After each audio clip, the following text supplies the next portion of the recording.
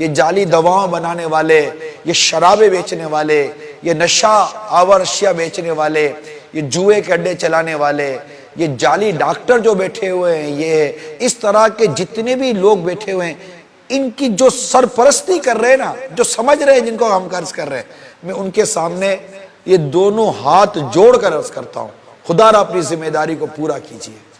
اور ان لوگوں کے بارے میں وہ فیصلہ کیجئے جو کہ قانون کے دائرے میں ہے اور اسلام کے مطابق ہے۔ برائے کرم اپنی قبر، اپنی آخرت، اپنی دنیا کو بہتر بنانے کے لیے برائے کرم یہ کام کر لیجئے۔ میں ہاتھ جوڑ کر عرض کرتا ہوں، اور جو ایسا کام کر رہے ہیں، اگر ایسے ڈاکٹر ہیں، ایسے میڈیکل اسٹور والے ہیں، ڈرگس مافیا جنہوں نے اپنا جال ملک بھر میں پھیلایا ہوا ہے، گلی گلی کور کرنے کی جو کوشش کر رہے ہیں، صرف لوگوں کو زہر اور نشہ آور چیزیں پلانے کے لیے، دواؤں کے نام پر اور مختلف چیزوں کے نام پر، ان میں بعض تو وہ ہے جنہیں لوگ اپنا حقیقی خیر خواہ مانتے ہیں۔ یہ ڈاکٹر صاحب ہمارا حقیقی خیر خواہ ہے، آپ ان کی جان و مال سے کھیلو گے؟ ان حرام کے نوٹوں کے لیے جو کل قبر میں سانپ اور بچھو بن کر آپ کو ڈس سکتے ہیں، جو قبر میں جہنم کی آگ بن کر آپ کو جلا سکتے ہیں۔ ارے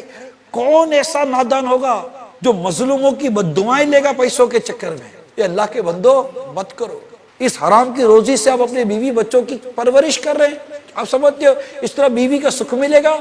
اولاد کا سکھ ملے گا؟